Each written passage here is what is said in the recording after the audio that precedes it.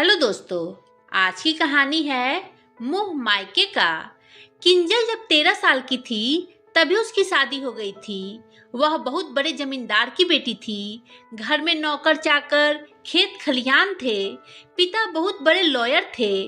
बड़े बड़े लोगों का घर में आना जाना लगा रहता था। 2 बड़ी बहनों की शादी पहले ही हो गई थी।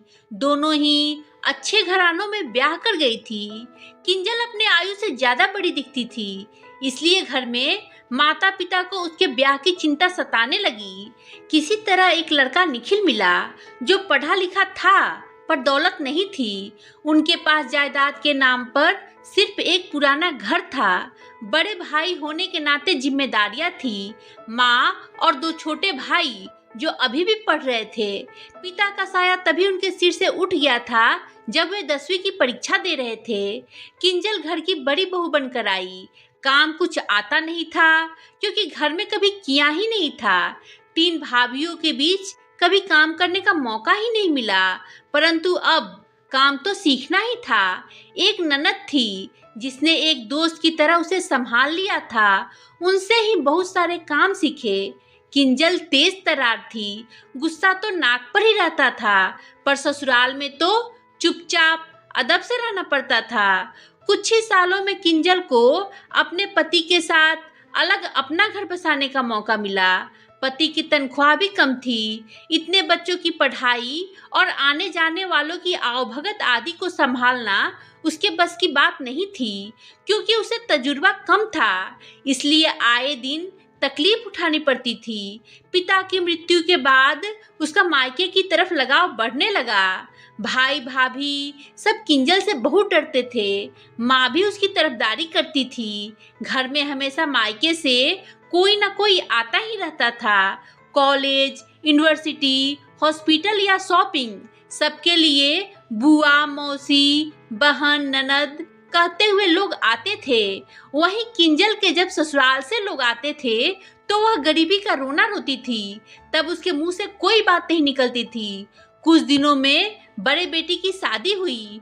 बहू से पहले ही दिन कह दिया था कि शादी हो गई, अब मायके को भूल जाना। जो किंजल दिन रात अपने मायके के गुण गाती रहती है और अपने मायके वालों के आवभगत में लगी रहती है, उसकी सोच इस प्रकार थी। दिन बीतते गए। किंजल ने पूरे घर पर अपना सिक्का जमाया। पति, बेटे, बहू, किसी की मजाल कि उसकी बात ना माने। उनकी आज्ञा के बिना घर में एक पत्ता भी नहीं हिलता था। इसी तरह अच्छे से किंजल के दिन गुजर रहे थे।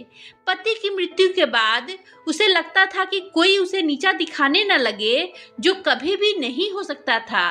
पर किंजल अपना दबदबा बनाए रखने के लिए आए दिन घर में कोई ना कोई हंगामा खड़ी करती थी।